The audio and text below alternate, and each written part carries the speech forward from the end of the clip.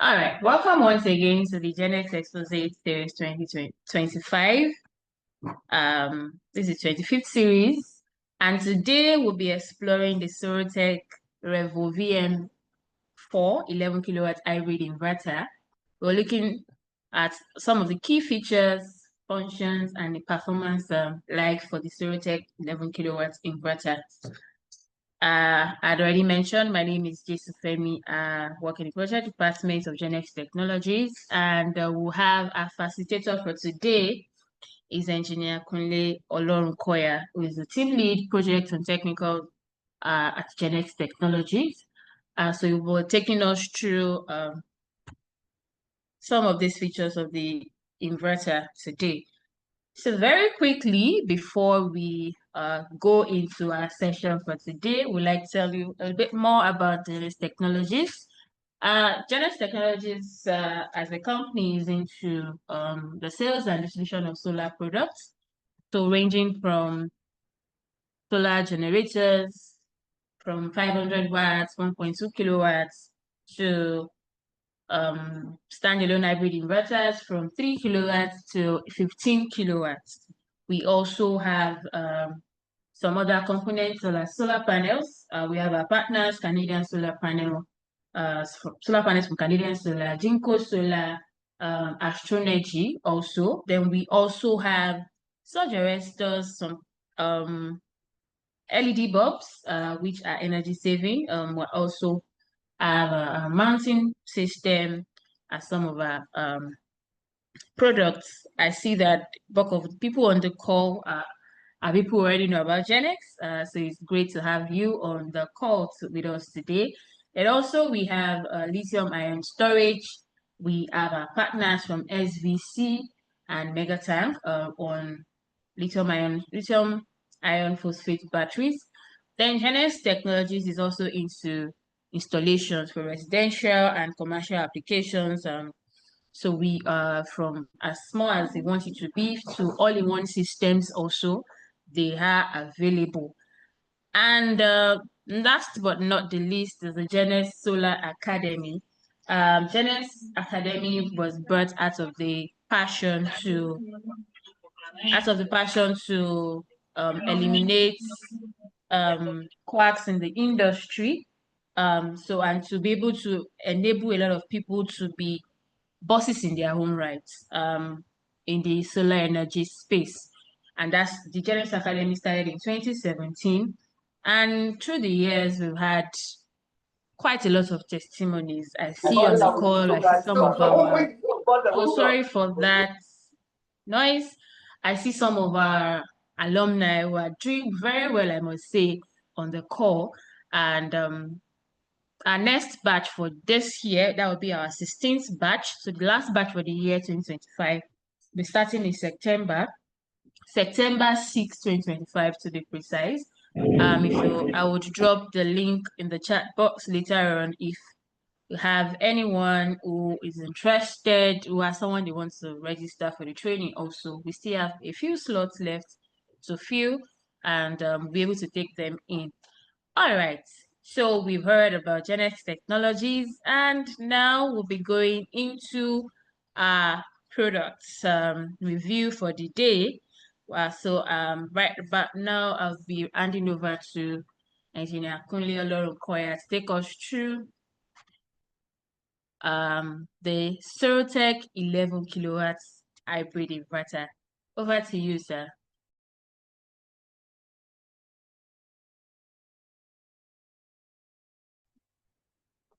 Thank you. Good morning, everyone. As we have all heard, we are talking about Sorotec 11 kilowatts hybrid system.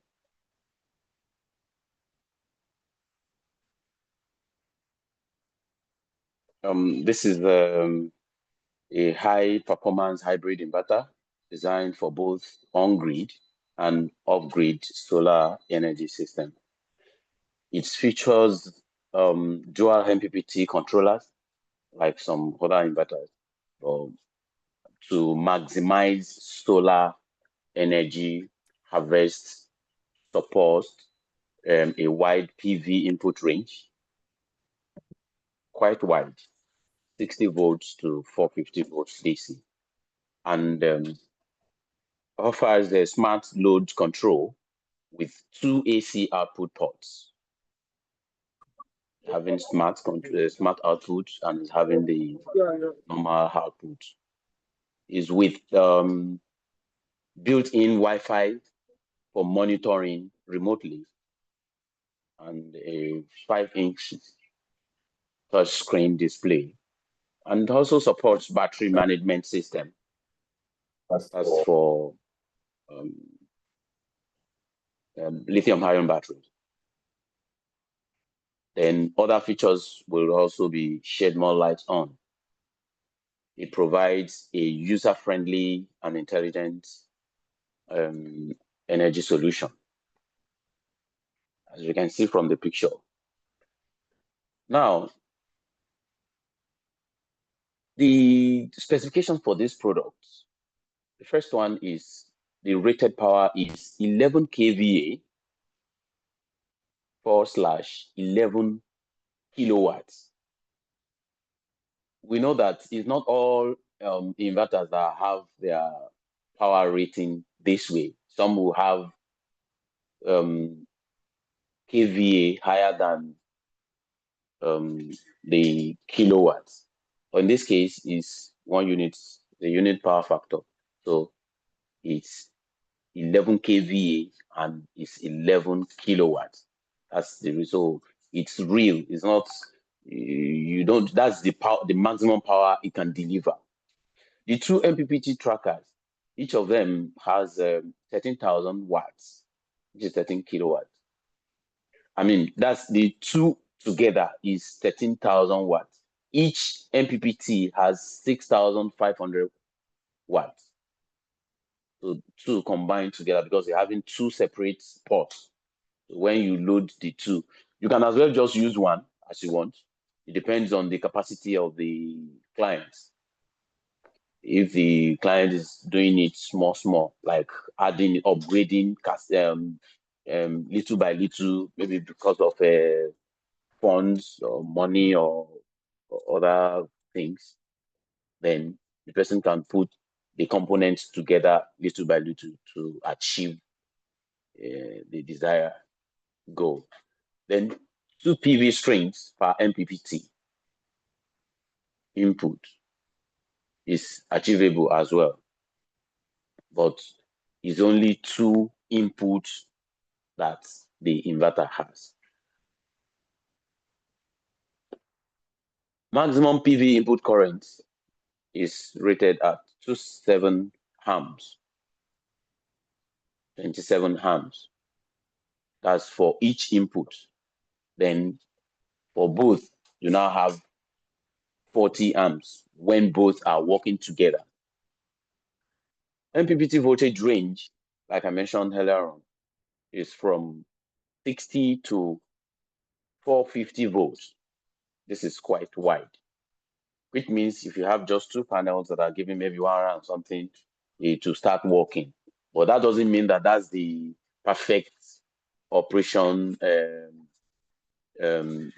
voltage or power generation.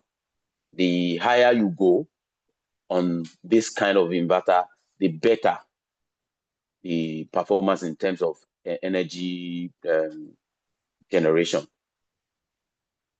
The maximum charging and discharging current from the battery is 150 amps. Maximum charging and discharging power is 12,000 watts.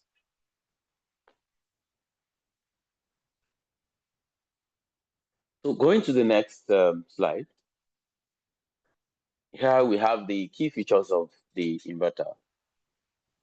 It's having touchable button with controlled with colored LCD, which means it will be this. You see is round. The screen is round.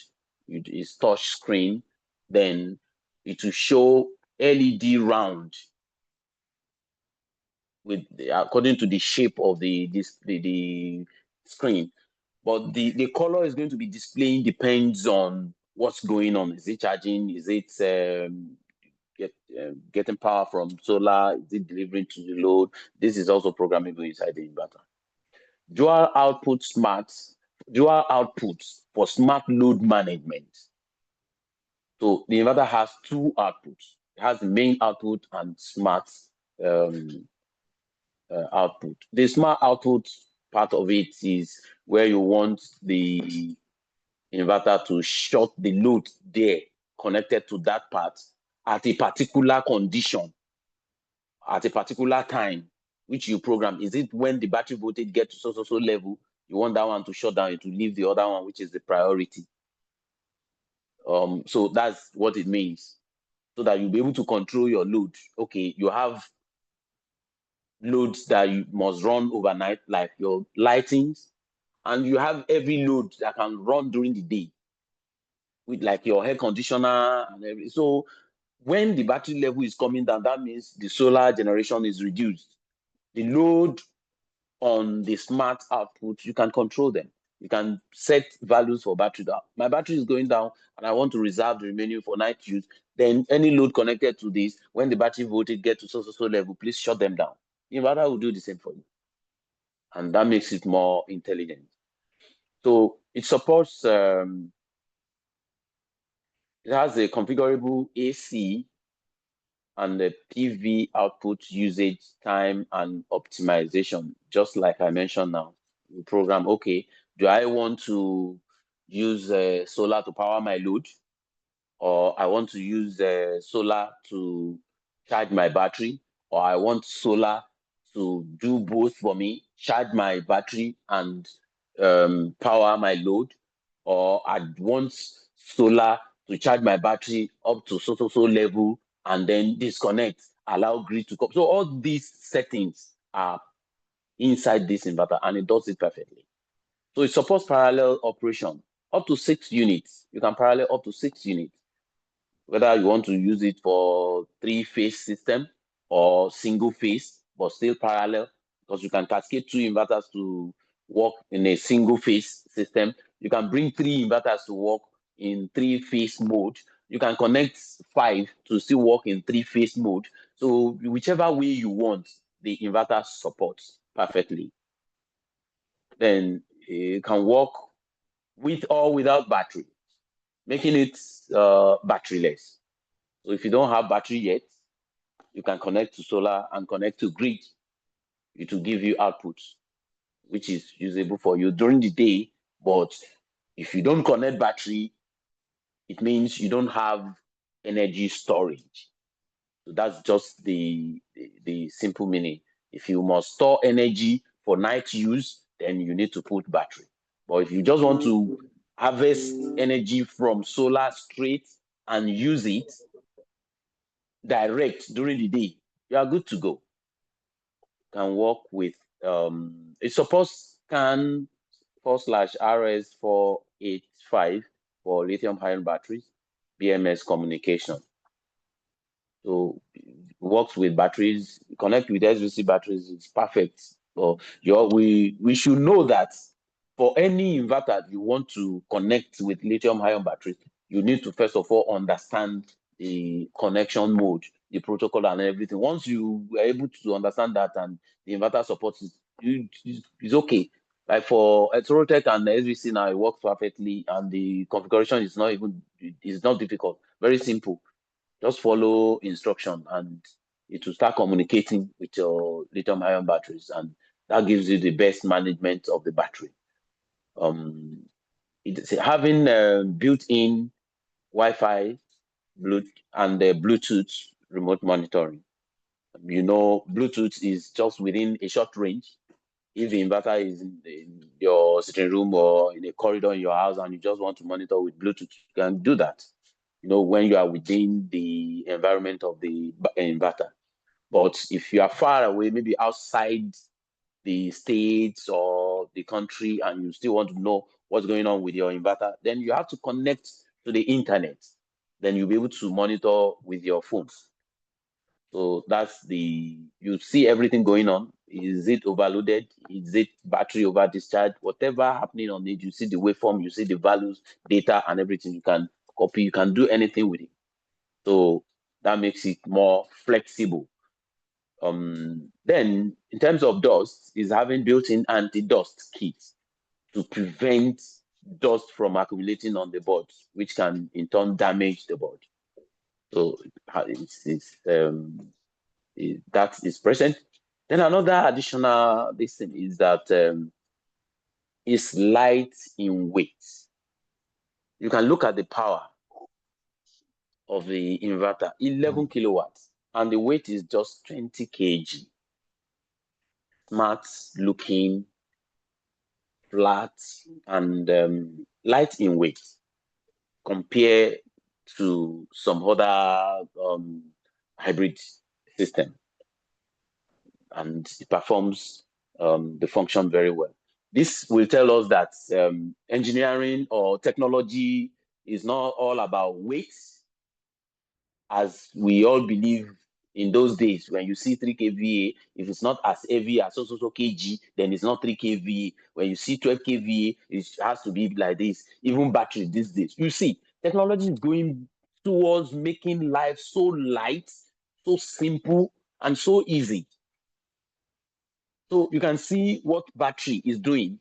A battery is light in weight, then you still get your energy. You get the capacity. A 200 amp hour lithium-ion battery, you can't compare the weight with lead acid, AGM, and all. So the same thing is happening to inverter.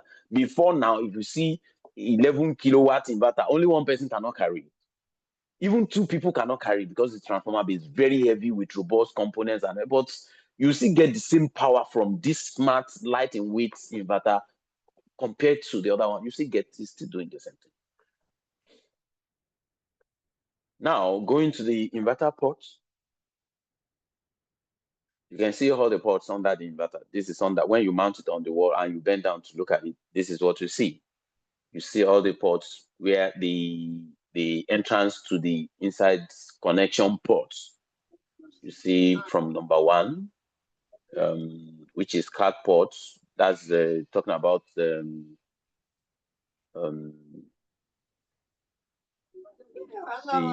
port for communication. We have PAR, current sharing ports. That's a parallel current sharing port. That's what that PAR means, parallel communication port. We have CAN. We have CAN B, CAN A. Those are saying something about battery, lithium-ion batteries. Then you have PV, positive conductor, PV2, negative conductor. So then PV1, because we mentioned as before now that is having 2 ports, 2 inputs, 2 different inputs for solar, where you can connect solar panels to. So which means each input can take 1 string, and depending on the capacity of your panel, you can still put 2 strings together, but it's coming, the inverter will see it as 1 string for 1 input. Then you have common ports, which is a communication port. We have a BMS port, which is for battery. We have generator dry contacts, which you can use to shut down generator or start generator when battery gets to a level and all. Then we have battery terminal.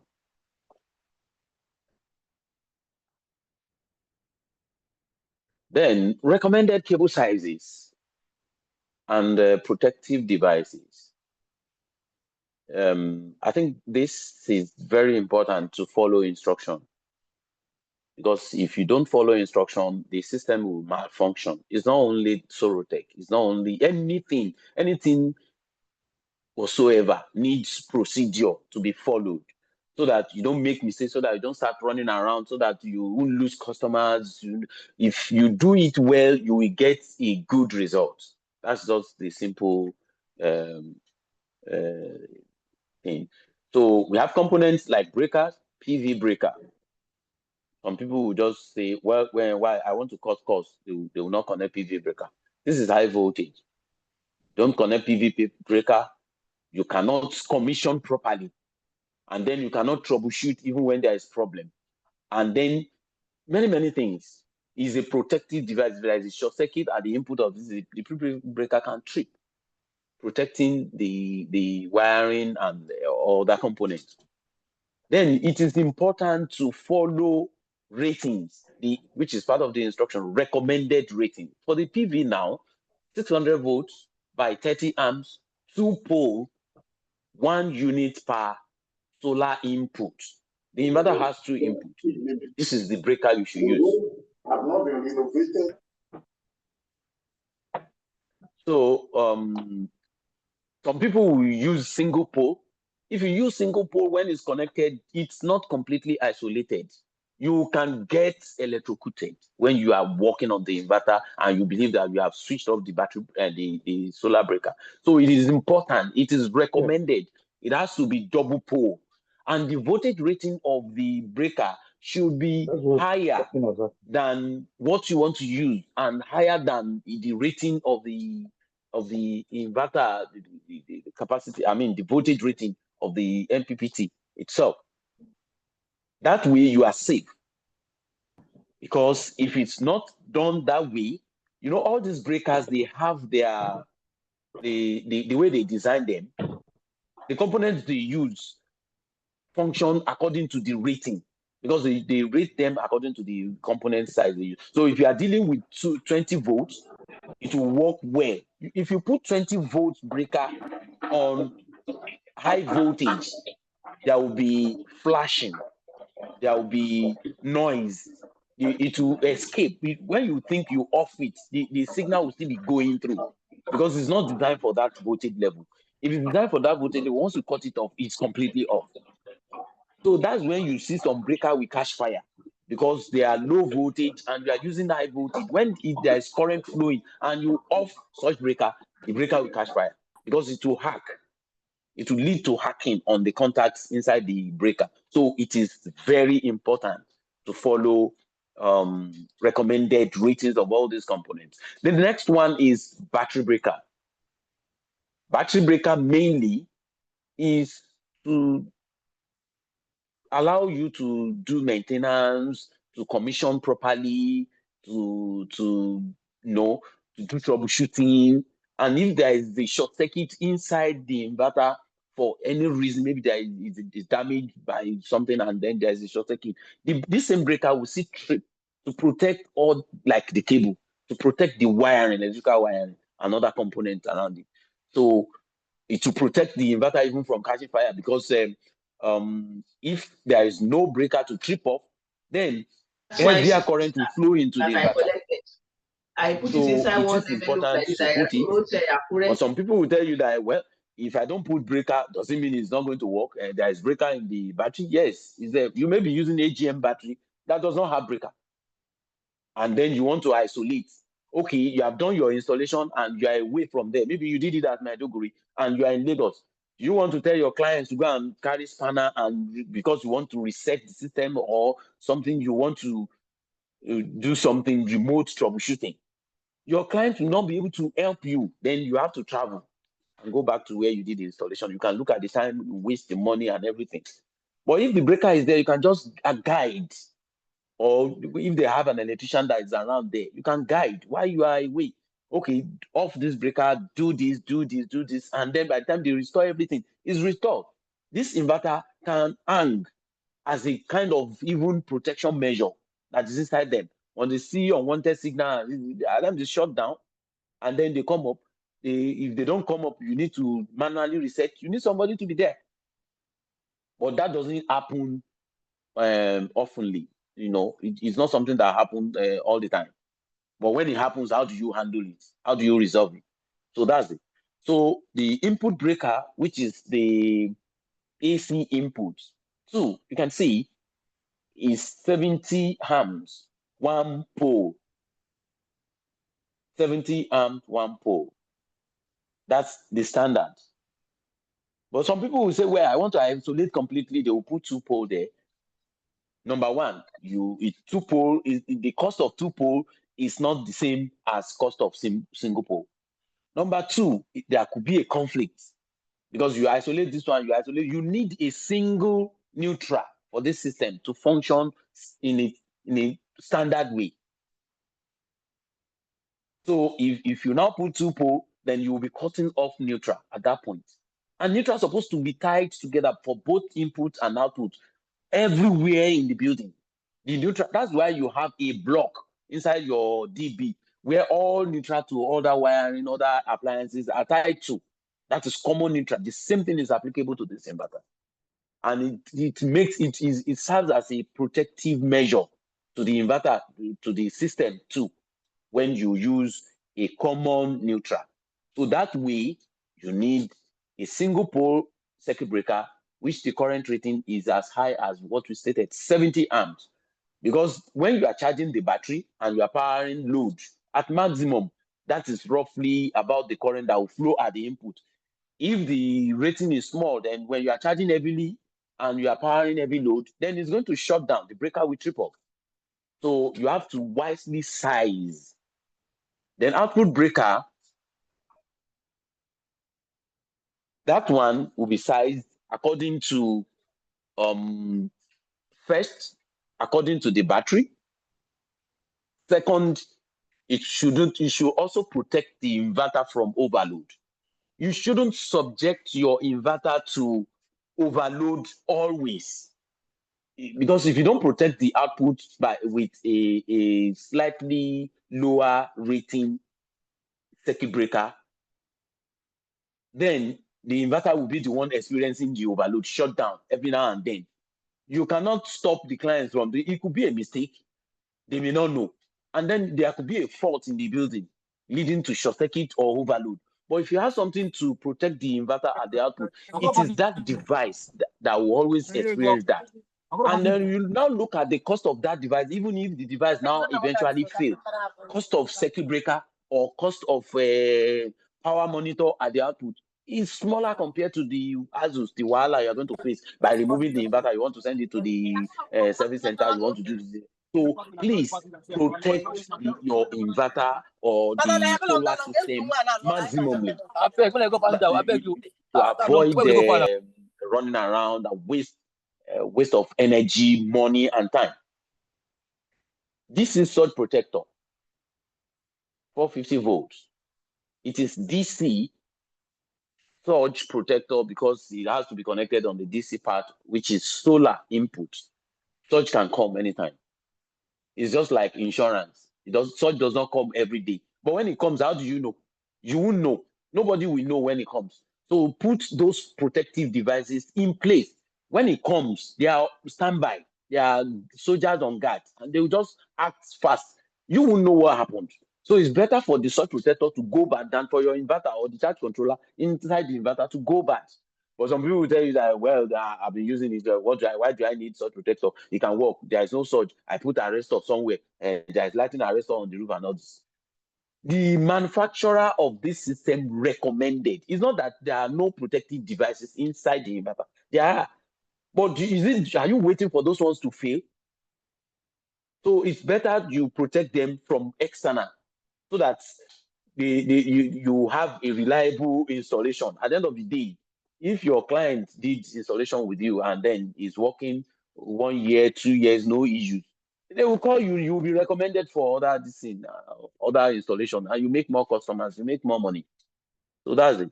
So bypass switch, we have AC surge protector.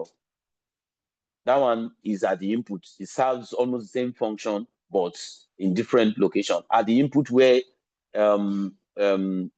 utility goes into the inverter, you put it there. Surge can come. We all know that surge can come from public supply. Maybe somebody is disturbing your line, welding with heavy machine around, and is going up and down. There is spike or even lightning. When it comes, it can go anywhere. When that happens, you already have devices that will trap it down very rapidly, and then they protect your inverter for you. Then we have bypass switch.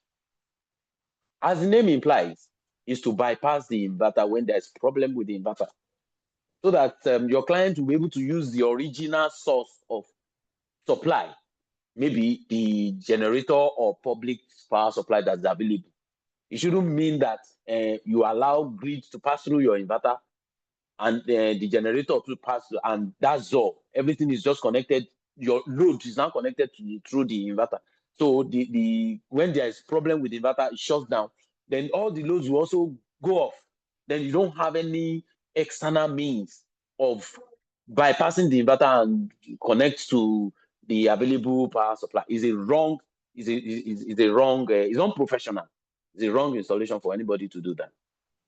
Yeah, most especially when they now want to carry away the inverter. You say you now be removing cables, you'll be disconnecting and be twisting cables when you're just supposed to shut down all breakers and disconnect the inverter, send to where you can see the importance of the protective devices around the inverter.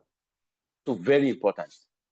Now, we put 2-pole there because in most cases they come in 2-pole, and when you parallel them, they stay very reliably long enough. They can be there for years. We have not even many informations that we have done for 5 years or more. We don't change it because it doesn't go bad. But if you don't put the right rating, it will go bad. So we are not using it as breaker because we don't want it to be tripping here and there. It's basically for changing over from the output of the inverter to the available public supply power or generator. Now we have input overload protector. Yeah, your input circuit breaker is also a protector. But then we now have all these programmable protectors that you can program that, okay, when there is surge too, maybe a high voltage just come. Your circuit breaker does not prevent high voltage. Circuit breaker is a current device, but you need something to sense voltage and shut down that, oh, this voltage must not go inside my inverter. It's going to cause damage. If it doesn't cause damage to your inverter, it can cause damage to the appliances connected to it. So it is better to protect the input from such a thing. Program it. It should not go beyond 255 volts. And then anything above 255 is already, even above 240, it's already high voltage.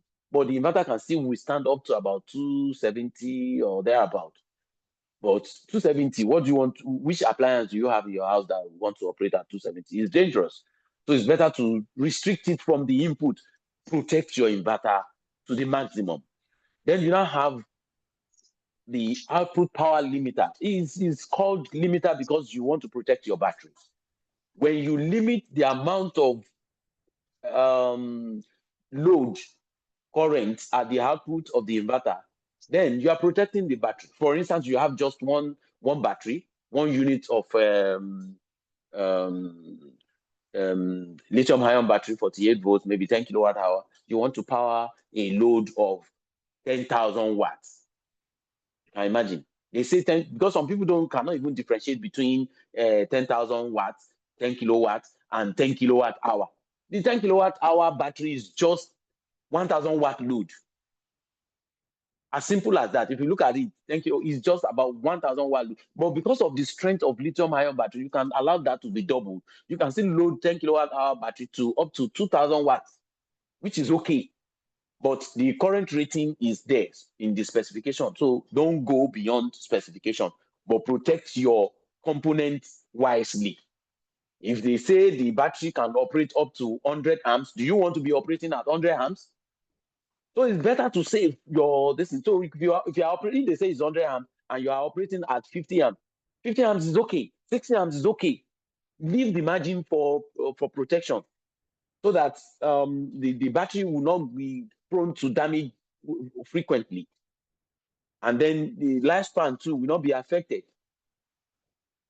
If the load is more and you don't have anything to cut it off at the output of the inverter, you have inverter that is 10 kilowatt and you have just one battery and you have 10,000 watt load. When your battery can only support 2,000 watt load, you need something that will say, no, I cannot allow more than 2,000 watt load to be powered on this inverter. When you want to go beyond it, then it shuts down. When the load is cut off at the output, then your battery is protected. If you don't do this, your battery will be overloaded. You'll be recording battery shutdown, over short circuit current, this and that. Come and carry your battery. This battery brand is not good. Whereas it's not the battery brand. is negligence or unprofessionalism that caused that.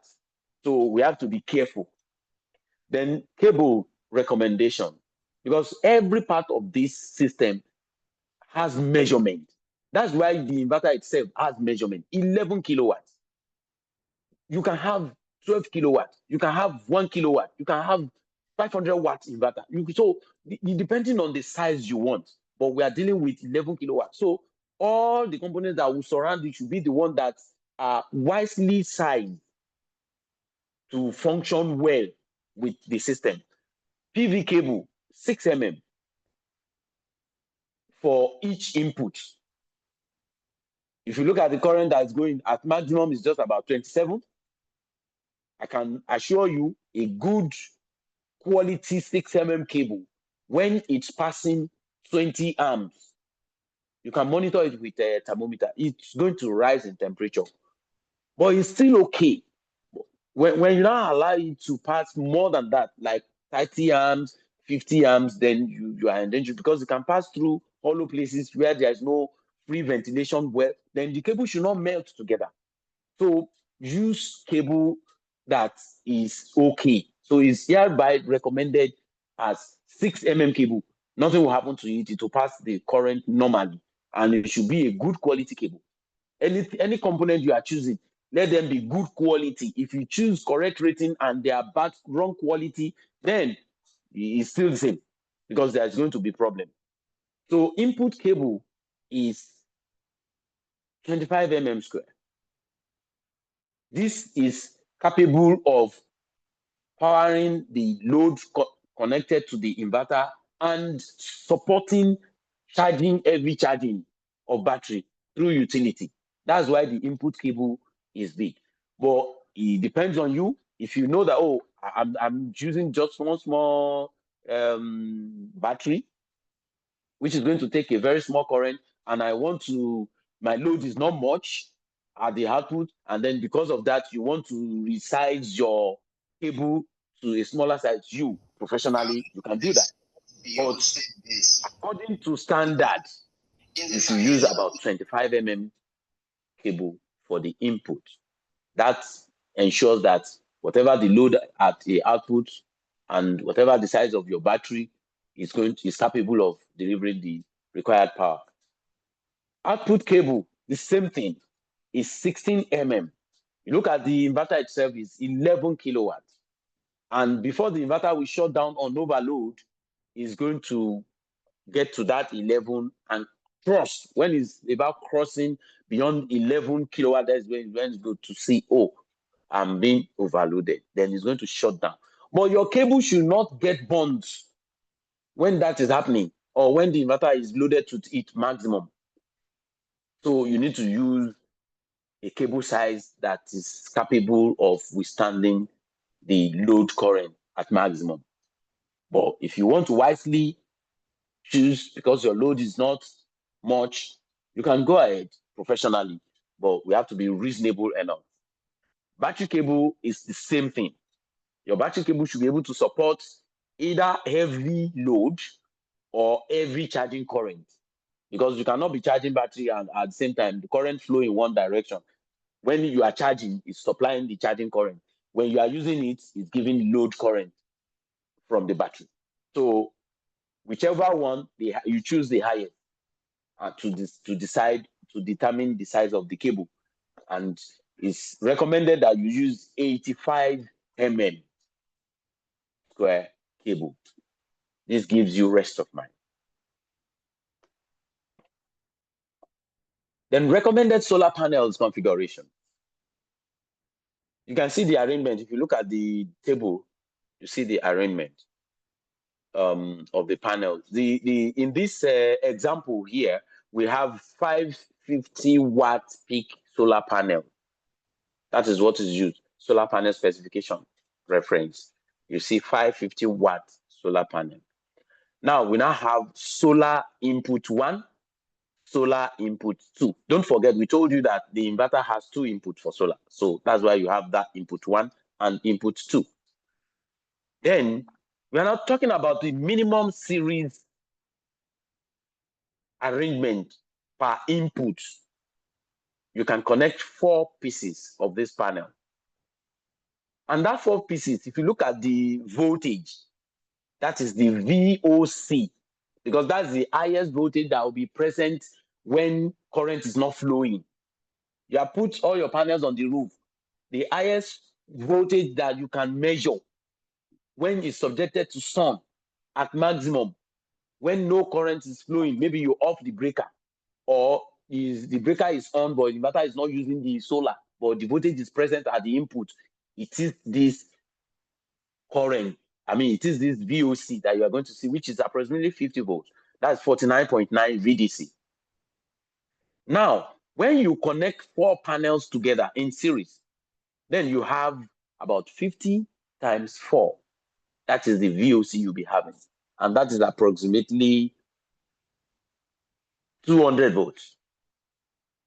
You know, we said the range of operation of the MPPT is between 60 volts and 450. So if you have this voltage, your inverter will process it and deliver its power, maximum power you can get from that solar. But that doesn't mean that is the highest efficiency, because the higher you go on it, the better. So if you have 8 panels, you can share it into 2, 4 at the input. It will still process and give you what it means. You know, and the short circuit current of each panel now, you can see, is 14 amps. 14 amps. I want to emphasize on something when I get there. So I want us to follow carefully. Now, the short circuit current of that panel is the current that will flow at maximum. If the panel is good at maximum, that's the current that will flow. Not just the 13 amps. You can measure this 14. That's the highest that can flow on it. So if you don't see, it doesn't mean that the panel is not good, but that is the highest. It won't go past beyond this 14 amps. So now, if you have that means for the 2 strings you have in the first series, that's 4 panels in series per input. That means for the 4 panels in series, just 14 amps maximum. And you already know that input can still handle up to 27 amps. You understand? So that's that. So you can connect 2 strings, but since you have the 2 inputs, you can spread it out so that the MPPT controller will work conveniently. Then let's look at the next arrangement. 4 pieces in series, only on 1 input. You can connect it to 1 input. You can connect it to any of the inputs. That's the next line. And you can connect 8 pieces in series to 1 input. That gives you maximum. It generates massively. And you can connect it to any input, any of the inputs, if that's the number of panels you have available. And then if you have higher than that, probably you have 6 pieces of panels. You can connect in 1 input, 6 in series. And you can, if you have 12, you can share it 6 panel in series, 6 panel in series. Mind you, you need to work according to the specification of the solar panels you are using. We have here this as reference specification. That's why we are using to give this information. So it's just an example. Then if you have 7 pieces in series, it can be on 1 input and it can be on any of the inputs, or you have 14 panels, then you share it 7, you can still connect to each input. Then if you have 8, the same thing. Then, but if you have 16, you can share 8. But if you have 20 panels, you can now connect on the roof. You can connect 5 in parallel. That's it. You connect 5 in series, another 5 in series, you parallel it. then that goes to one input. Because if you connect the whole 10 in a string, the voltage has gone past what is recommended for the inverter. That way now you won't be able to connect just one string connecting, we said approximately 50 volts for the VOC. 50 volts times 10, that gives you 500. You are going too high. Always give a limit at the upper part of it so that you are safe. So if you do that now, you have gone high. If there's a spike, if there's anything, it will definitely affect the MPPT. You understand? Because you are already at the peak. You are operating at the peak, which is not recommended. So to avoid that, because you have 50 and you have 20 units of this panel now, you see it's divided into two. 10 will be on one MPPT input, the other 10 will be on the other MPPT input. But the 10 now will now still be divided into two. You have 5 in a string, another 5 in a string. You now parallel it. You can now bring the cable down. And if you want to bring each string down, good. So that each string will have its breaker down. It's also good. But if you want to parallel them up, there's this connector that allows that on the roof, solar connector. You parallel them, and then you send them down to the inputs of the inverter through just one pair of cable. Then you can see that at that time when you are doing that, for the one string coming into the inverter now, where you have two strings of panel up, you already have higher current, which is 28 amps now, because the short circuit current that can ever flow is 14 for one string. These two panels, that the two strings you put together now, that means the highest can ever flow is 28 amps. If you look at it, you may be afraid that, oh, this is higher than what is given for the inverter because it's 27. Don't worry. The inverter has been designed to take what it wants. If the current still goes beyond 28, maybe it's about 30 amps from the panel, the inverter will not take more than that 27. There's nothing you can do. It will not take more than 27, and it's not going to, for this particular inverter, it's not going to damage it. Don't be afraid of that. But that doesn't mean that you now, because you'll be wasting energy if you connect a huge amount of current from the solar panel, like say instead of 28 now, it's now about 50 or 60 amps. You are now connecting, you are just wasting the energy, because the charge controller will not take more than 27. So if it's there during that time, it's a wasted energy. So when you want to size maybe in XX, because the person has the money to do that, then you should not go too far from the maximum. That's the emphasis I mentioned, that when I get there, I will let you know. So you should not be afraid that, oh, the current of the panel when you match it together is going beyond the 27. Oh, it's going to go back. No, it's not. Then what can kill the charge controller rapidly or instantly is the voltage. Once you allow the voltage to go beyond, it can just go up. You want to kill it. But there are still some protections. It can tell you high voltage, but it is not recommended. So you should be intelligent enough. Do your calculation before you start putting panels together. It's very important. So when you have 24 panels, then the same arrangement, you can have 6 in series. Then you put 2 strings of 6 panels in series together, which makes 12 on one input of the inverter.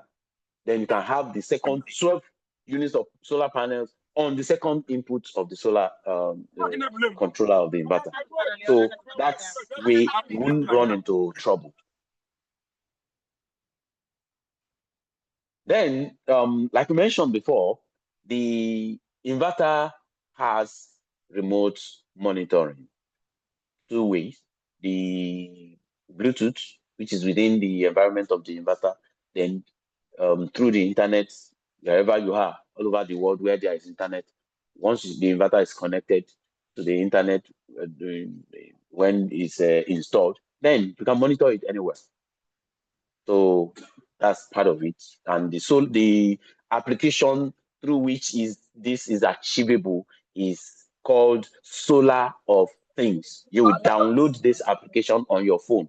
Anybody who wants to monitor it will download the application. Then you log in. Because after the configuration, it's still the application you use to do the configuration, do everything, connect to your internet, the router in the house. Once that is achieved and the inverter is linked to the internet through the router, then you now monitor from this application on your phone. Your client too will be able to monitor. Anybody having this and having the password after everything is done can log in to see what's going on.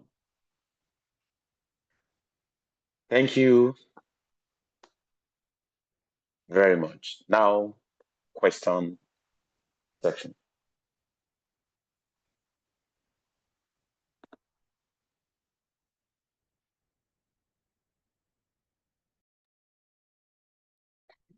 All right, sir. Thank you so much for your time, for sharing. Thank you very much. Thank you for the applause. I saw someone give an applause. Thank you very much. We appreciate that. That's from Ramon Sodi. Thank you very much. Okay, so I see that we have your hands raised. We'll get to that very shortly. So I understand that we have some questions. I would love to take your questions and feedbacks and clarifications, or if there are any addition. We are here to share knowledge together. We are not just here to dish out knowledge. We want us to also learn from you, and we'll take it up. We'll be able to learn with each other.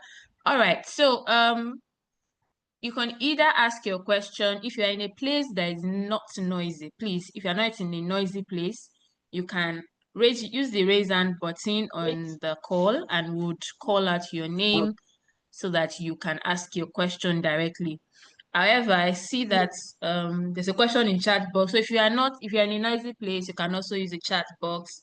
Or if you don't want to just speak, you can also type your question. So we have a question from engineer Solar and Near Solar. I'm sorry if I didn't pronounce that rightly.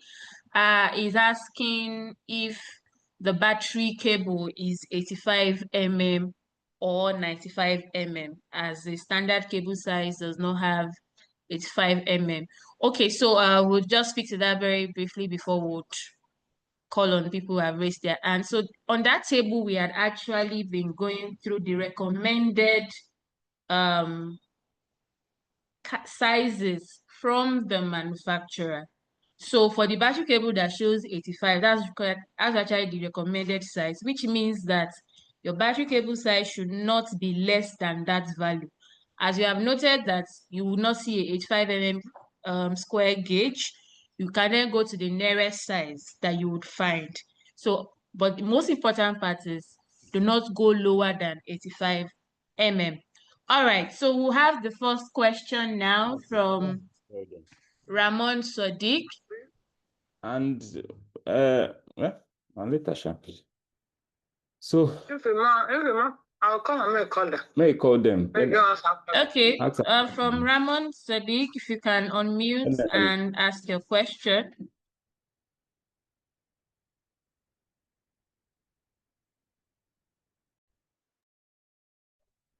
Hello, good morning, all.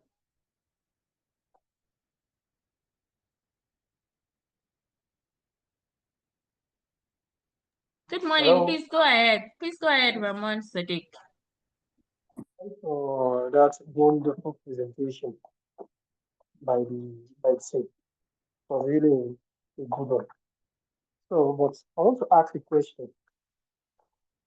When deciding on what panel or which panels to be used, which is more important out of the three values that we usually consider? Is it the current, the voltage, or the wattage? Which is the most important consideration that we need to consider, or is the thing that will actually ensure? For example, you have a 20 kilowatt battery that you want to charge. So, and if I make use of let's say 5,000 or 500 watts of panel, 10. And I'm considering to use a 650. Another option is to consider to use maybe a 620 wattage of panel, whereby the voltage may be like 50, 52, and the current may be 13, 14. So which is actually much important in consideration of deciding what panels to be choose, the watt, the current, or the voltage.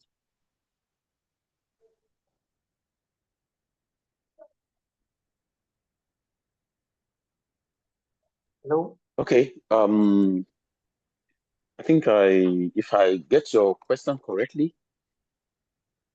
you want to, among the parameters of the panel, you want to know which one will give you the highest efficiency, the highest energy. So you want to consider that. So which one is preferable? Which one is the best to consider? Is it the voltage in terms of where you cascade your panels now? Is it the voltage level, if I get you correct, or the current? You know, when you connect panels in series, the voltage will build up and you have a high voltage. The current remain the same. So if you have panels that are of maybe 20 amps, and then you, instead of if you connect 10, you can see, if the inverter says, okay, you can see connect 10 together in series, and you are connecting 10 together, and the 10 is just giving you maybe 400 volts.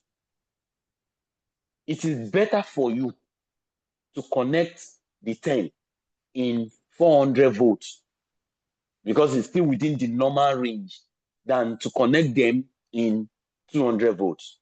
That's what I was trying to say at some point when I say it's better for you to operate at a higher voltage than lower voltage.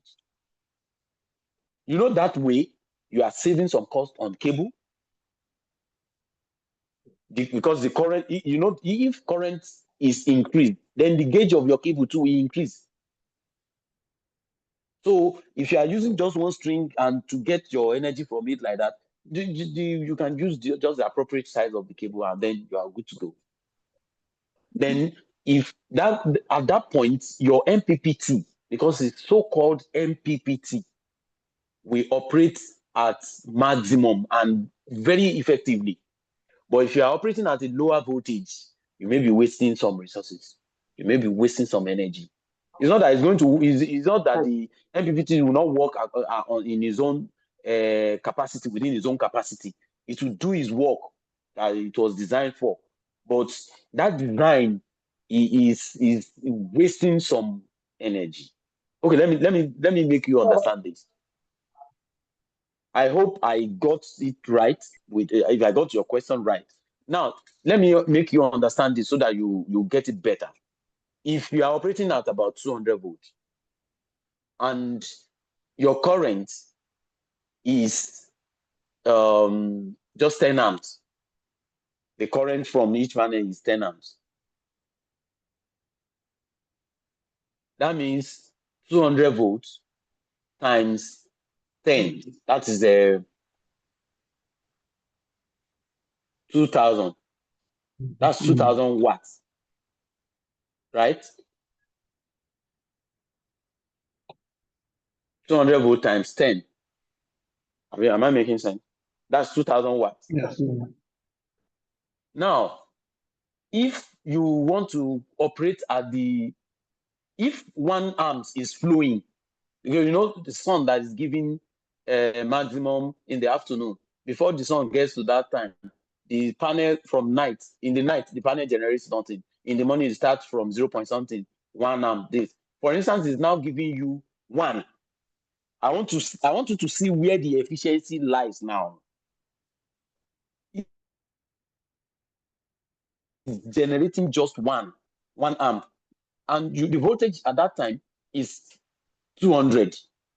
How many watts will you get? That's just 1 times 200, which is just 200 watts.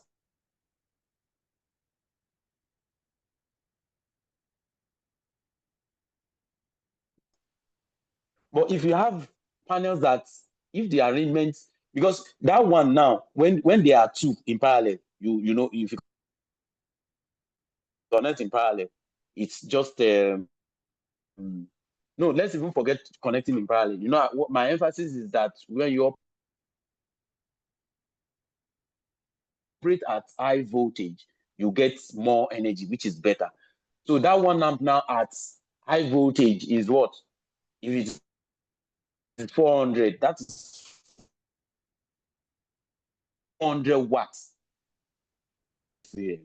That's 400 watts. When the current, mind you, the current is still going to its maximum, maybe 10 amps. But now it's at 2 amps. When you have just half of the panel, which will give you 200 volts, 2 times 200 is just 400 watts, right?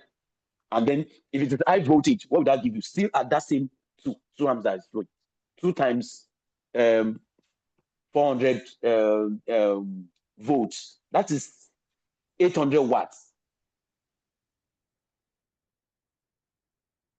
And it's going to give you that 800 watt conveniently. So it's better you to operate at maximum than at high voltage, to say, than to operate at lower voltage. And you'll be saving some, because I think that answers that question. Please, if you are not satisfied, you can just let me know. Let's know what maybe I didn't get it right. Thanks for that. Thanks for the clarification, sir. All right, you're welcome.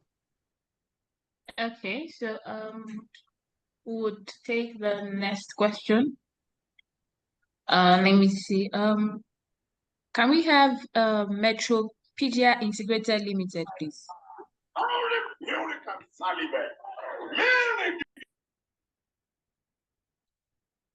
Metropedia Integrated, can you hear me, please? Okay, if you can't, King Kush, you can unmute. Go ahead, please. Okay, thank you, Engineer Adekunle, for the presentation. It was in-depth. I just wanted to ask a little question on the battery gauge cable, battery cable gauge, which is rated at 5 watts. Hello, moderator, please. Can you hear me? From Metropedia. Metropedia, please hold on. Let's take Kush first. Okay, thank you.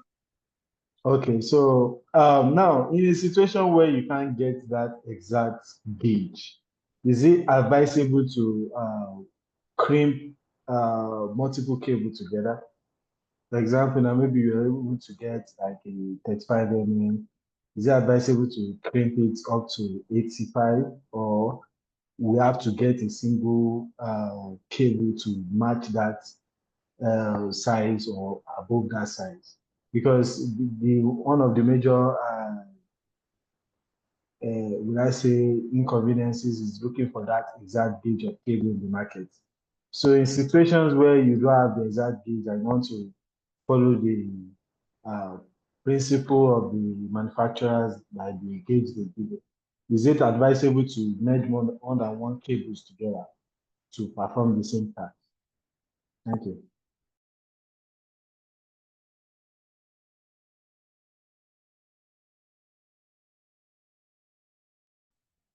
Yeah, thank you for that question. I can see you are proving smart.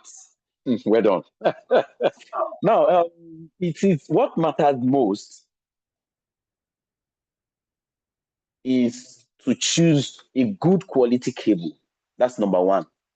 Now, if you are using a good quality cable, a standard cable, then if it is recommended to use 16 mm cable and you don't have it, and what is available is 8 mm, you can double it, the same length, the same cable, the same size of cable, the same type, not taking Nigerian. You now go and take Coleman, you put them together, you say, no, they may not give you exactly the same. Any cable that you want to use, that you want to parallel like that, must be the same, from the same row of cable. Then you'll be getting double the capacity of that cable size. For instance, now we are talking about 80 or or what's the recommended this? 85 mm. 85. So if you have one that can give you half, or you have half of it that you can bring together to give you that good, then But don't I'm not I sorry to cut mentioned you short. that Okay. I said if you want to be smart enough, you already know the current that the person is going to take, because that cable was determined based on the maximum current that can ever flow. But if you know that you can never get to that maximum, and then for instance, you can still go ahead and use 70 if whatever the current that they will take at the end of the day is just maybe 40 amps. You understand? Because it depends on what they want to use it for. If you know, you are clear, you are very sure that this is what they want, you can go ahead and use it. But by standard from the manufacturer, that's what they recommend. In case the person wants to now increase his load, you won't need to be changing cable. That is why it is advisable to use according to the standards. When they now want to say, okay, I want to use another battery, I want to change from AGM, I want to put bigger size, 15 kilowatt hour, I want to use 3, I want to use, that cable is already there to the bus bar. You don't need to change it. So it's only from the bus bar to the batteries that you now be using the recommended cable from the battery. So that is it. You wanted to say something that time? Okay, sorry, I was muted. What I Okay. was trying to bring out now is the breaker in itself is rated 125 amps. That's the battery breaker. So if the battery breaker is rated 125 amps and we have maybe lesser cable or maybe 35 mm that can still run current up to 125 amps, is it fair to say we can still use 35 mm in this scenario and still achieve the same result? Because at the end of the day, the breaker cannot exceed 125 amps. And if you are using 85 amps, I believe 85 amps will be doing more than 125 amps.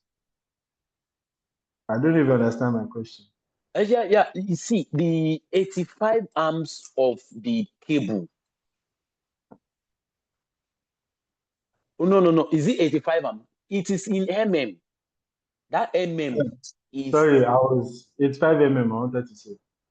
So it's not in hand. And then you see cables don't get burnt, especially when they are big like that, when there is a short circuit.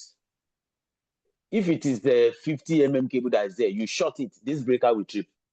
Even if it is 16 mm that you short under that voltage, you short it together, the breaker will trip.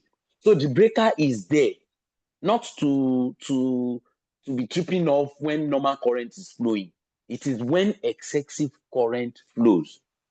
Please take note of that. And next thing to know is that the gauge of the cable was, as a standard, has been determined to be able to carry more than the current you are seeing in the breaker. So the breaker current is not going to damage that cable. It will only trip off. Oh, okay. Thank you for the clarity, sir.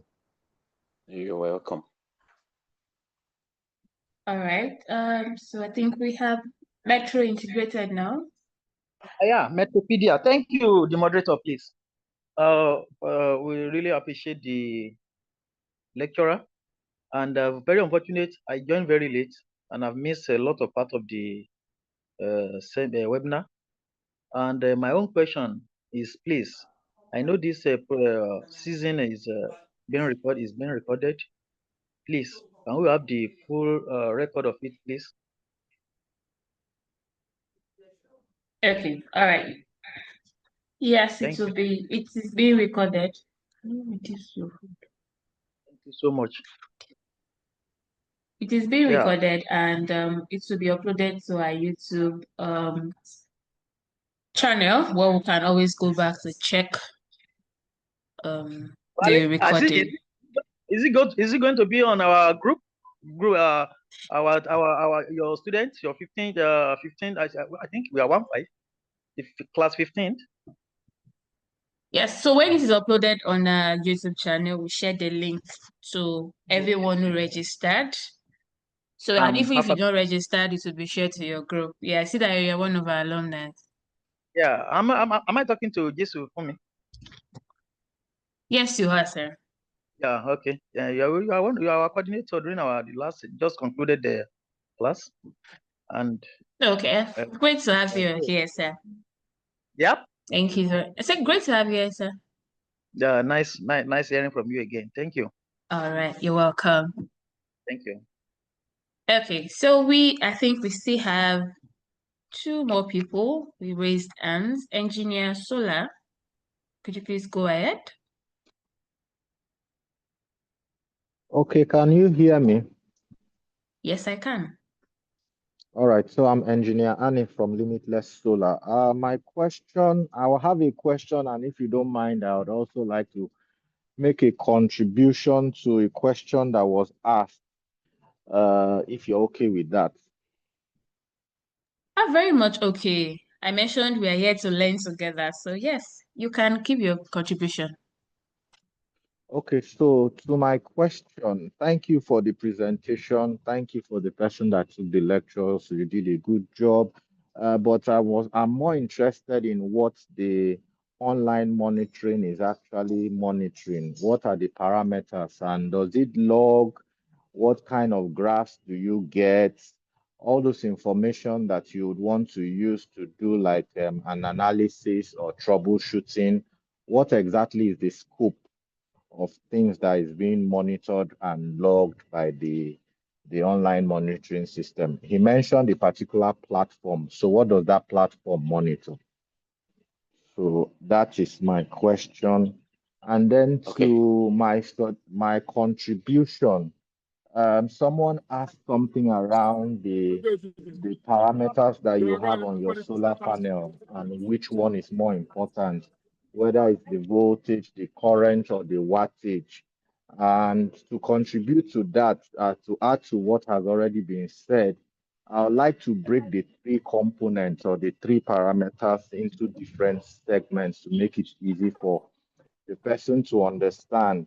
So first off, the voltage is important with regards to the charge controller. You know, you have an embedded charge controller in most of these systems. And like the lecturer said, once you exceed the voltage that is recommended, usually you have a minimum and a maximum. So once you've exceeded the maximum voltage, maybe you connected too many panels in series, you're likely to damage the charge controller. So the voltage component with regards to the charge controller, you should be very careful not to exceed it. And like he also mentioned, you want to give an allowance. So most of them will say 500 volts, some of them will say 550. You would want to keep a 50 volt difference. So for instance, if you say 500, you want to make sure that whatever you're seriesing does not exceed or doesn't go too far beyond 450, so that there's this allowance, because voltages are usually subject to temperature.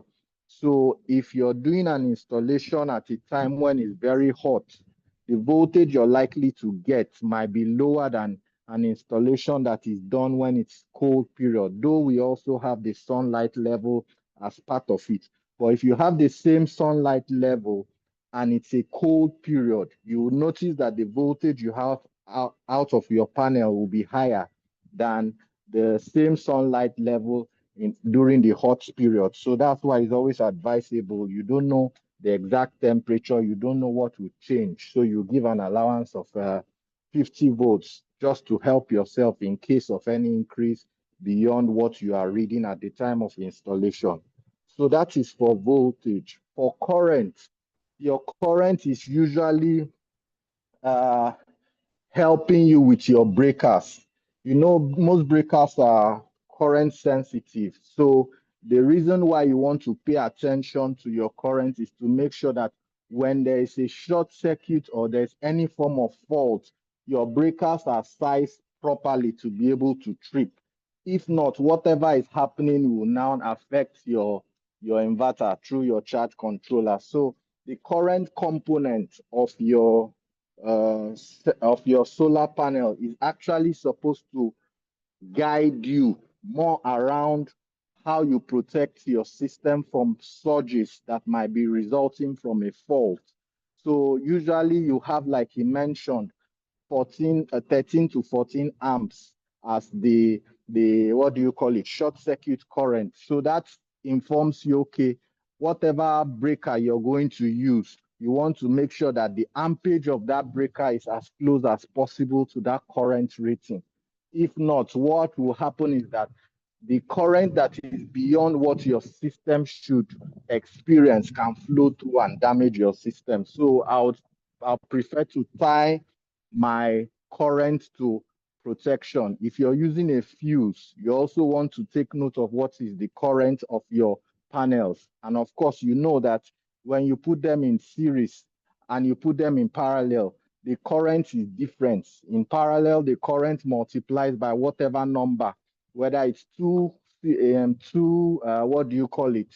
It's two panels you're putting in parallel, it multiplies by 2. If it's 3, it multiplies by 3. In series, it stays the same. So you want to be conscious of your current to help yourself with protection. Then the third one you want to look at is your wattage. Basically, wattage helps you to know how much energy you can generate. But then again, you have to be careful. The common mistake is that we always use, which is not bad, we always use the peak output of panels. But if you've used panels long enough, you'll notice that it's usually more around the nominal wattage. So if I get a 500 watt panel, for instance, most times you calculate with that 500, but most times you really never get to 500. So it's a more accurate calculation to use the nominal, which is 80%. So you're looking at 400. So that basically tells you how much you can get from your panel. That does not restrict you too much.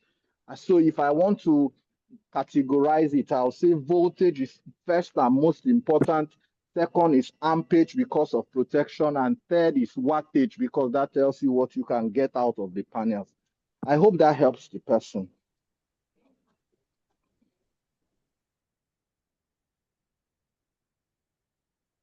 Yeah, thank you very much for that additional information. I think it's fair enough. Now, to your question, in terms of what is monitored on the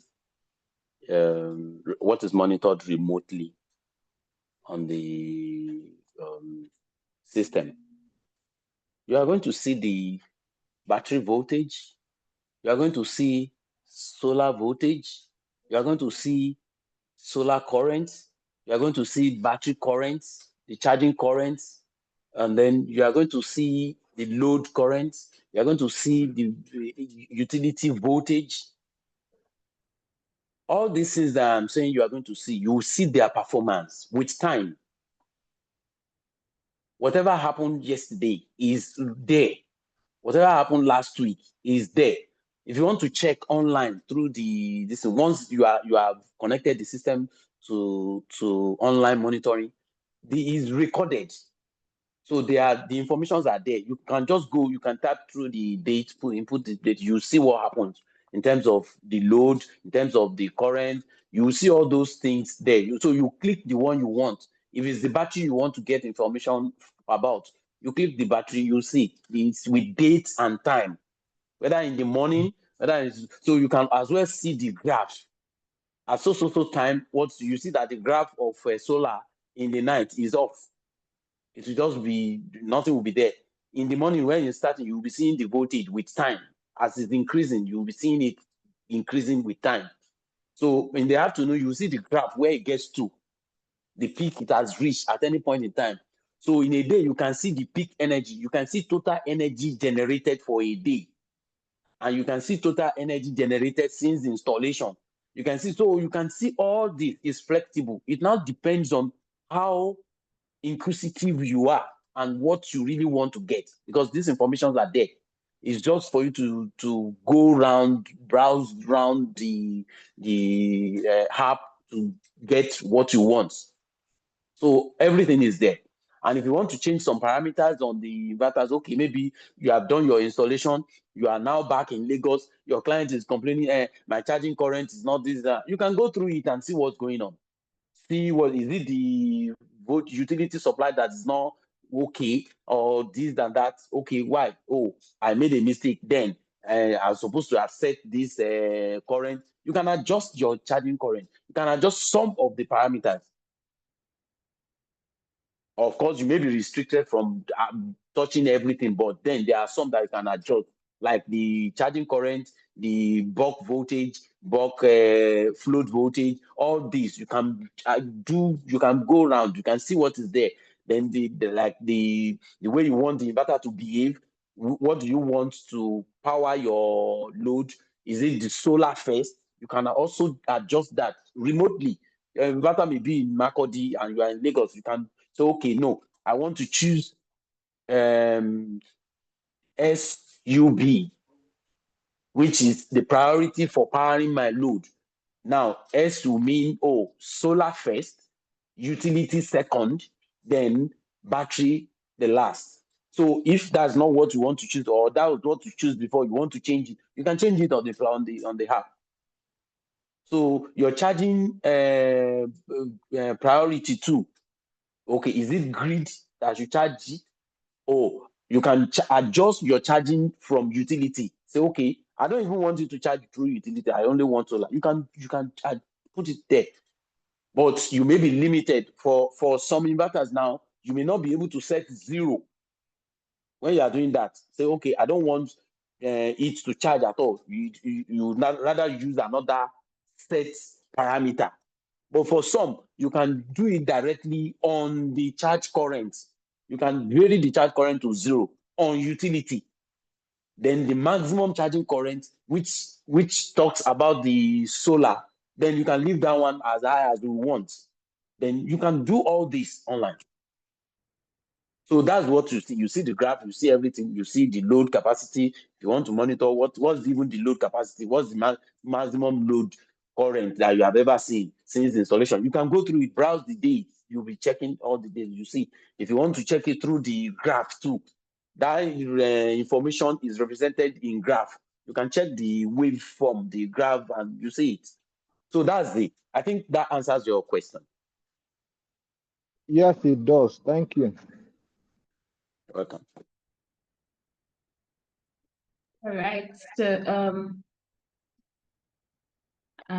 we still have one more question. Oluwaseun Akinola, you can unmute, please, and ask your question.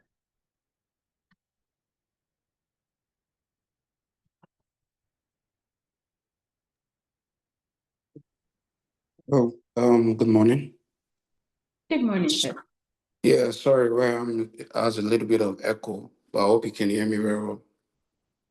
Yes, sir. Okay. So I have a question for Engineer Kunle.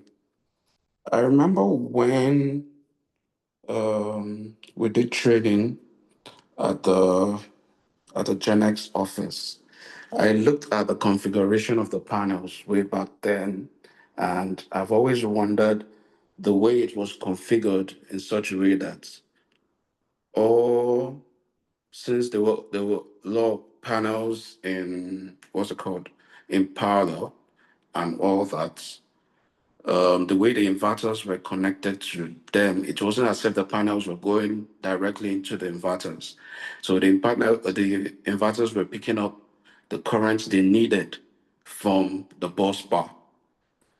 And I've always wondered because when I look at both parameters, voltage and current, as in they're very variable, but voltage is no, let me say current is more variable than voltage, I'll say, because during the day the lights the sunlight might go up and down, up and down. So if you have a current of, let's say, 12 to 15 amps, during sometimes in the day it can go as low as 1 amp or two. But voltage, even if you have a voltage of, let's say, 250 or 400, it's always very hard before it comes all the way to maybe 100 or 150. So I want to say voltage is more constant. And my question is, doesn't it make more sense to, in the design of your panels, to create more parallel strings if you have enough current from that from the parallel connections, and your voltage at any point in time will still be able to get more current, and hence what you'll be able to create more wattage for charging, basically. Because there are some installations I've done, because somebody was saying that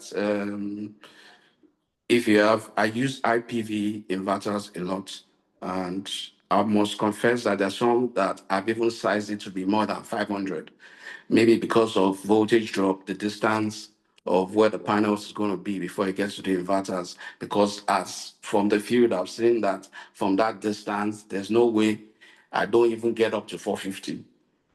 You understand, over time. But my problem in some installations has always been current, because I use IPV a lot. I want to save money on cables and all that. But current sometimes go very low, and hence what you don't have enough. It's as if the MPPT is not doing enough to convert it for charging. So I had this argument with a colleague, and he was telling me that he does a whole lot of parallel connections, as in even oversize it.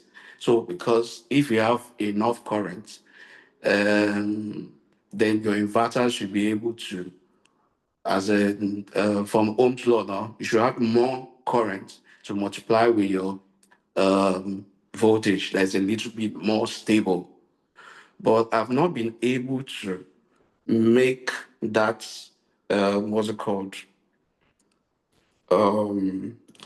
Make that work with other people's installations. I always just try to make it safe as much as possible. I don't want to make that experiment using someone, because I'm not really sure that the inverter will be able to just take the old current. For example, I'm saying that, okay, let's say, for example, we can get up to, we have strings of 14 amps on each string. So as you said, so two strings, you have 28, and I want to add an extra one to make it, that would be 38, 40, 42 amps. You understand? Knowing fully well that it will be very rare for me to get 42 amps unless maybe at that time, what's it called? The temperature is okay and the sun is all right, and I'll be able to get that. So I'm afraid that if I'm sizing to that level, the inverter might have problems with overcurrent, which I'm not sure. So that's what I'm trying to ask, basically. Thank you. Okay. Thank you for your question. Now I want to answer the question this way. Now you were talking about currents and voltage variation, their relationship to get maximum power. Which one is preferable? Which one you prefer? You mentioned you like to use more parallels because the current will be there. Each line will generate its own current and use. Yeah. But MPPT, as the name implies, has come to stay. As we speak today, I think it's still the best charge controller type. Based on practical experience, that was why I gave that analysis of 1 amp at certain voltage. MPPT, if it's really MPPT and is going to perform that function at that high voltage, is maximum power point tracking. So it's going to look at maximum. It is the charge controller that is causing the variation now. It's not like that it is a steady flow of current. If it is just a steady flow of current, like from battery to, like the way battery is exhausted or the way we are charging battery, you know, that's steady. It's only what you fix there that is going to say, like, okay, if it is load, when the load is there, it will take a certain amount of steady current. No, this case is different. That's what makes the difference. And that's why with little current like this, it will track where can I get maximum power? What is the voltage that can give me maximum power with these 2 amps that I can see on this panel? If it is in the morning and it's just about 2 amps that is flowing, because the amount of current that will flow through PV is determined by the intensity of sun. So if at that time the intensity could only give 2 amps, that 2 amps now, if it is open, you get the maximum voltage, which is VOC. Now, from that VOC, the charge controller will now start tracking that I can see that the current that will flow, this is the maximum current I can get, 2 amps. What is the maximum voltage that can give me the maximum power? So the charge controller will be doing a lot of calculation within few seconds, milliseconds, and it will say, okay, at 2 amps, well, the maximum power I can get is 20 watt, and the voltage is this, to use that. When the sun changes again and the thing comes down, the current has reduced. When the current comes down, it can vary the voltage up. Say, okay, go to the high voltage where I can get maximum. So that variation, you cannot determine it. But I can tell you that it works perfectly because I'm talking from a practical experience. So it is better to use high voltage than to use low voltage, because you save money. Yes, we know. And then it's convenient. The conveniency is there.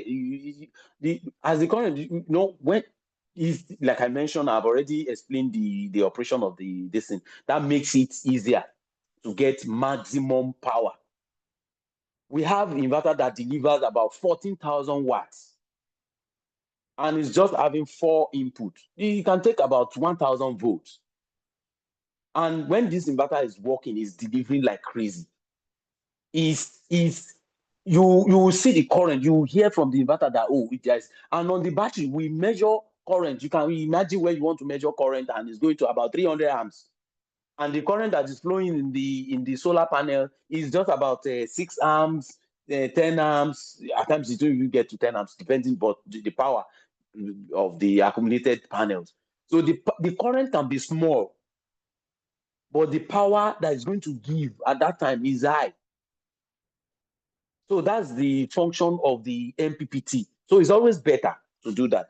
And where problem can come in when you are using high voltage system is when you mix panels. If, for instance, you have 10 panels that are supposed to give you maximum of 10,000 watts, whether at any percentage, I don't know. But if it's supposed to give you 10,000 watts, in reality, 10 panels giving you 10,000 watts, and then you now have, that means maybe each of them is 1,000 watts, and you have 10, so you are expecting 10,000 watts. It's not now giving you, it's now giving you 2,000 watts. Probably because you have one of the 10 panels that is maybe just 200 watts. Because it's possible, a lot of things are going on out there. Somebody will put 500 watt panel and put one that is 200 watts in between them, and it's just one string. I can tell you, the old panel that is 1,000 watt will operate like the one that is on the lowest one. If you have 1,000 watt, 9, and you now have 200 watts panel in between them, and everything is connected in series, is as good as having 200 watt panel 10. And then you now know what you are going to get. Meanwhile, the rating on each of the other panels is this. So that's one problem that some people will face. Another problem is different orientation. Because all these panels, if they are the same thing and they are facing the same direction, they are seeing the same sunlight intensity, there's no way they will not generate the same way.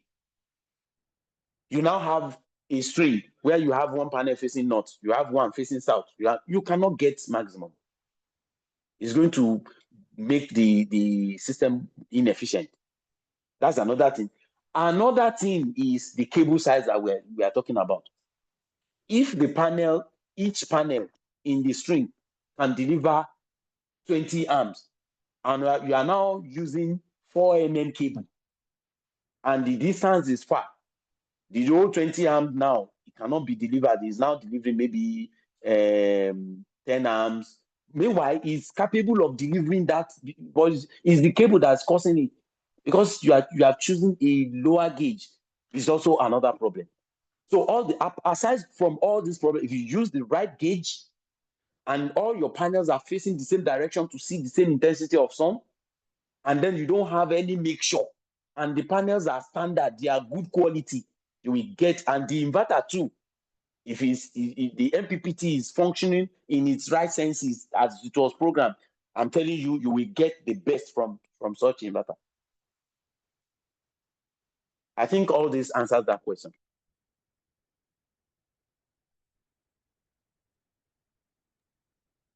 All right. It does. Okay, do you want to say something, sir? So yes, it does. Okay, thank you very much. I think the last question would be from David. Hi, If you can this is hear, David. okay, please go ahead. Can you hear me? Yes. Okay, so I wanted to ask this question. With regards to inverters, from experience, you have a 3 kilowatt inverter, 5 kilowatt inverter, same maker.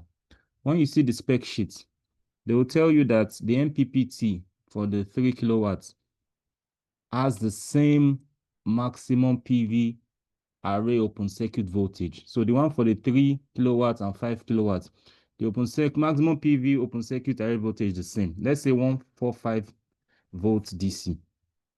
And also the MPP range operating voltage is the same.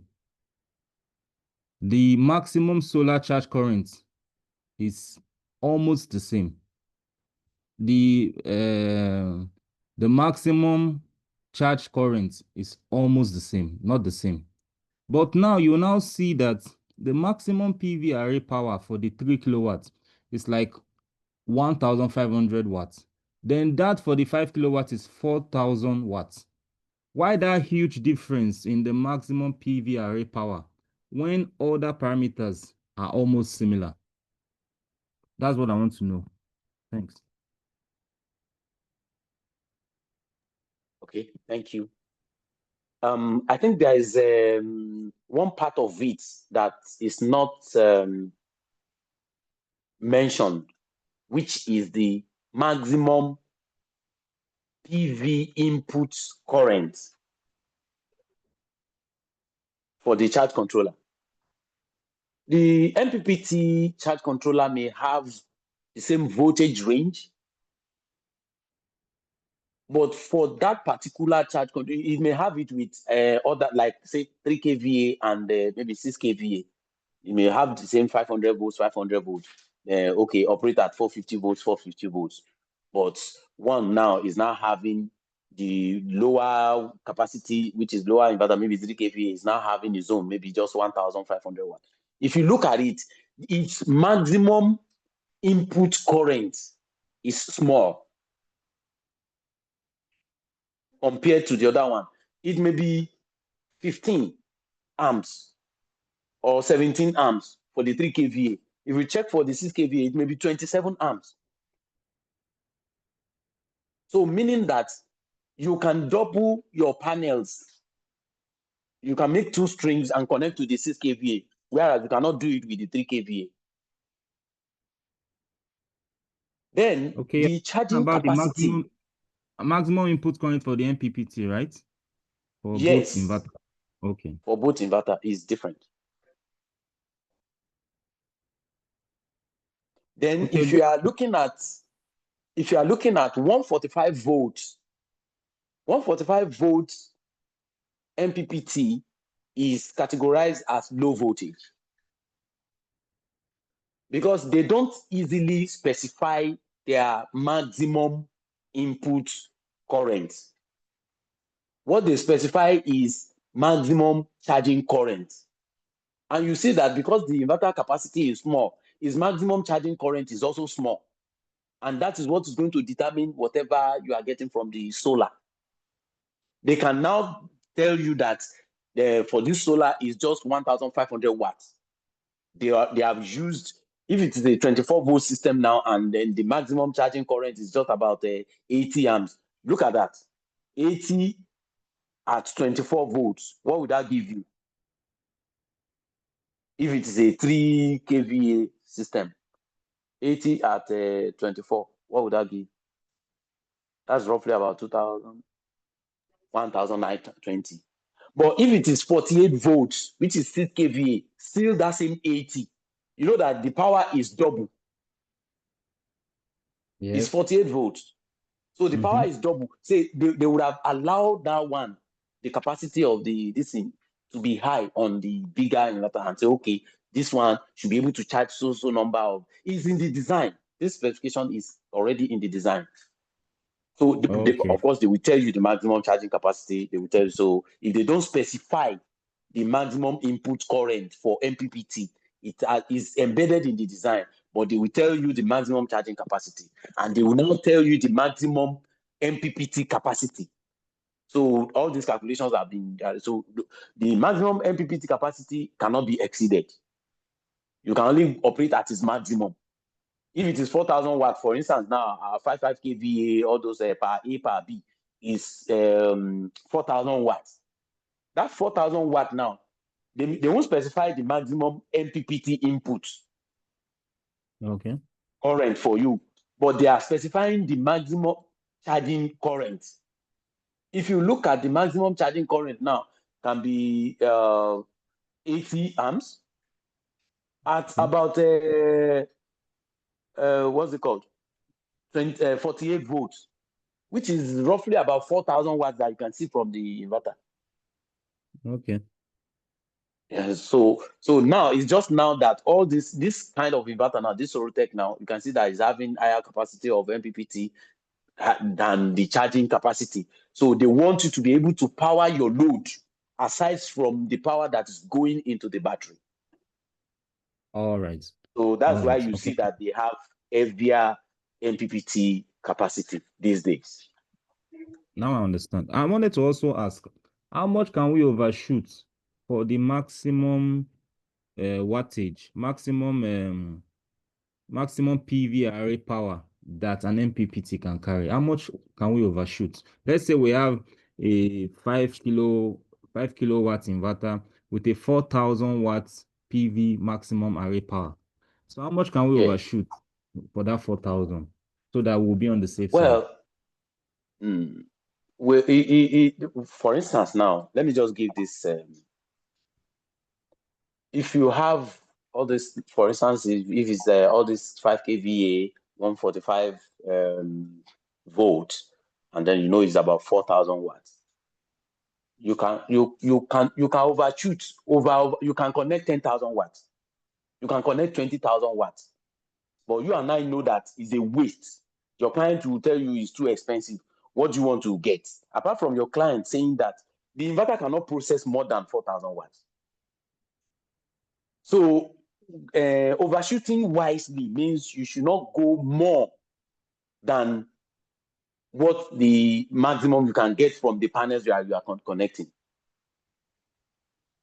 For instance, let me give you more confidence. In our office now, we have inverters connected in parallel, 55 kVA. If we have one, or if we have about 7 connected in parallel, then maybe 5 are not good, because everything is connected in a single phase. It's a single phase system. All the solar panels are wired to a bus bar, and each inverter is picking its solar from there. Are we saying when 5 inverters are bad, then the other remaining inverter should go bad because it's seeing a lot of solar panels? No. The remaining inverter that are okay will only take maximum of 4,000 watts from whatever is there and process it, and that's all. That is the way they all behave. It's not going to get damaged. But if somebody wants to, my load is not more than 4,000 watts. The whole generation that I want is not more than 4,000 watts. If I'm putting 8,000 watt solar panel, is because I want my system to start giving 4,000 watts from early in the morning. All right. And it's going to be expensive. It will start early because early, instead of it giving, if you connect the one that can give only 4,000 watts in the afternoon, that means in the morning you may not get more than maybe 1,000, this and that. Before it will get to afternoon, it will be able to deliver that much. But if you get the more, it will start in the morning. Like when the other one will start 1,000, you are getting 2,000 watts.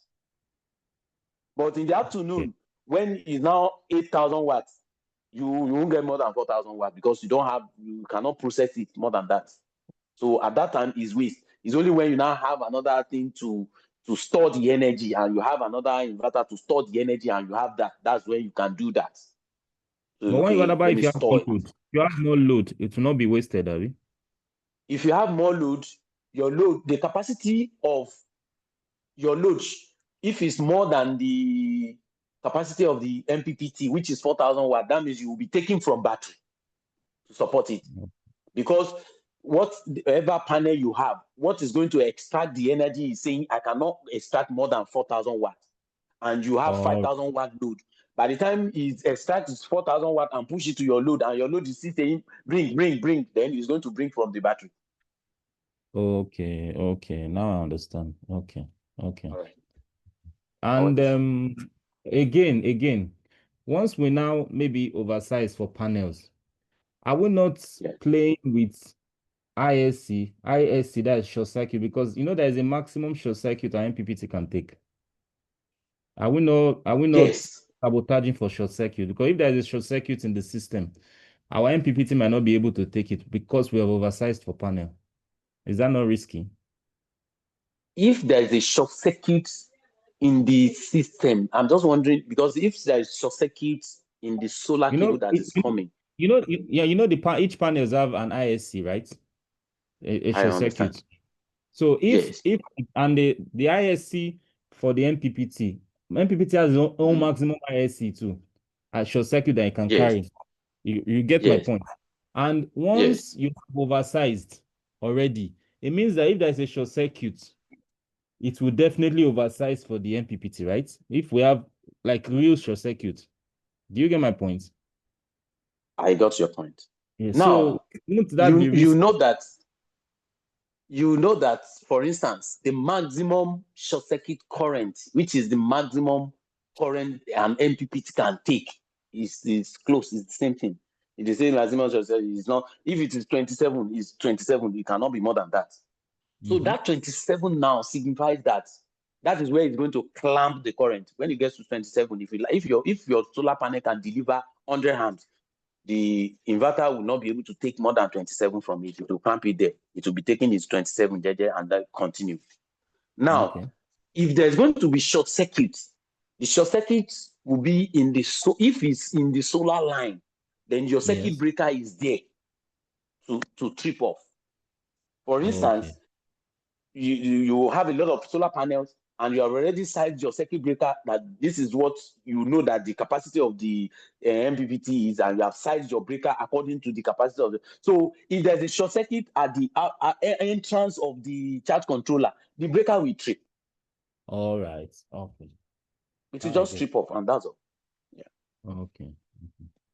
Okay, it's clear. So that means we can always overcompensate for panels, but we should make sure that our breaker is sized properly so that we don't affect our MPPT, right? Exactly, but not in terms of voltage.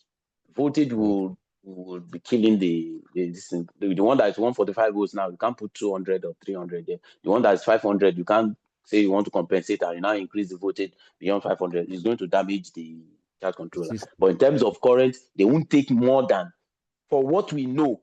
But I will always advise, go through the specifications, go through the manual, follow instruction. Because for inverter that we know, another manufacturer can design his own and tell you that strictly, if you oversize the panel, it's going to get damaged. Let me just give you this. We understand our own products, that this is the way it behaves, and we have tested it. We don't have any problem. I can confidently tell anybody, like I did, per B, per A. The person was in Abuja. When he was saying that, I said, okay, this inverter cannot give more than 4,000 watts. But since you are looking to get maximum from the money, you can size, if you have the money, you can put 8,000 watt peak panel on. And he did. The system is still working till today. Okay. We know our system, but we wanted to get a system. We now ask this question. The person was saying, if you exceed the PV current, the system is going to get damaged. We did not buy it, because why will you tell me that if I put, I should just use maybe 2 panels of this capacity? If I add another one to it, the MPPT will get damaged. Why? And I want to maximize my this. So we did not buy it. But for our own products, we know what the quality, we know how they behave. Okay. Thank you very much. I really appreciate it. Thanks. You're welcome, sir.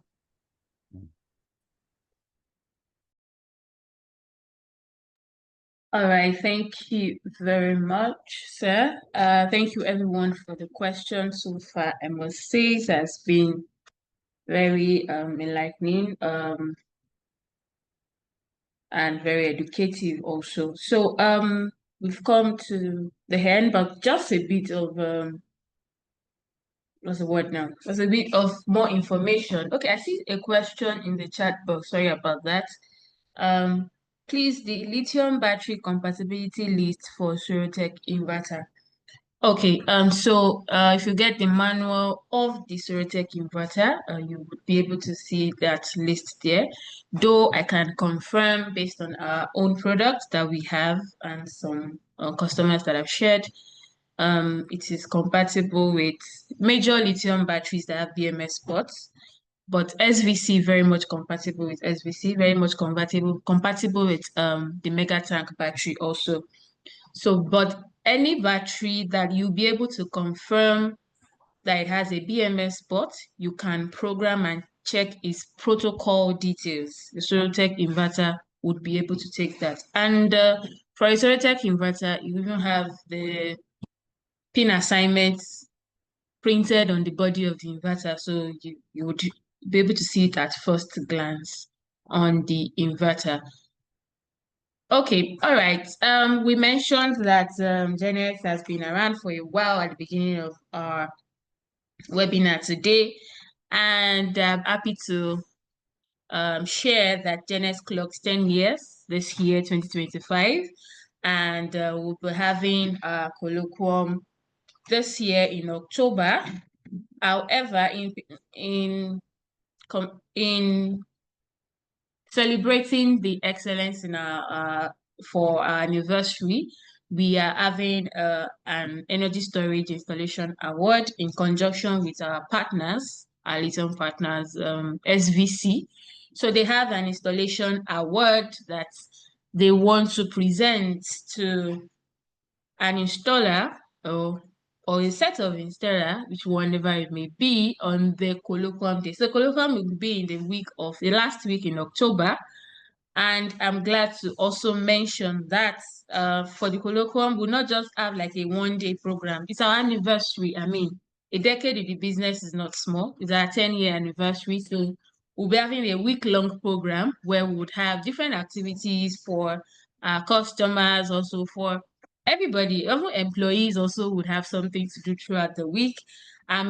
Before the month of October, by September, we would have like an information shared throughout, and I believe that everyone will get it. However, I want to speak to the installation award. I have dropped the link for the installation award requirements and registration. I dropped it on the chat box. We can check it, where there are a few bits of requirements. The highest number of SVC batteries, your installation practices, and other more requirements. You'll see them on the link when you click on them. So installations carried out between May and September 30 are the details that will be are the kind of installations that will be eligible for the award. So please, if you have further inquiries also, you can always call the numbers on this, or you can call any number, any of our numbers, and we'll share information with you. All right, so I thought to mention again that at Genex Academy, I'd mentioned that I will share the number on the chat box I shared earlier, but I think I'll share again. Genex Academy, or you can just call the phone numbers and would be able to attend to you adequately. All right, thank you everyone for joining on the call today. If you want to get the Sorotec inverter, I dropped the link to on our website, also on the chat box, or you can always just call this number to get more information, or you can check our online e-commerce shop at shop.genextechnologies.com, or check our website www.genextechnologies.com. And we are so grateful to have you to us today, and this has come to the end of our session today. Thank you so much for joining. As we mentioned, the link will be shared to everyone after it's uploaded to our website. We uploaded to our YouTube channel, sorry, and everybody will be able to check. If you are registered or if you are joining from our alumni channels, we'll share it there also. Thank you so much for joining once again, and enjoy the rest of your day.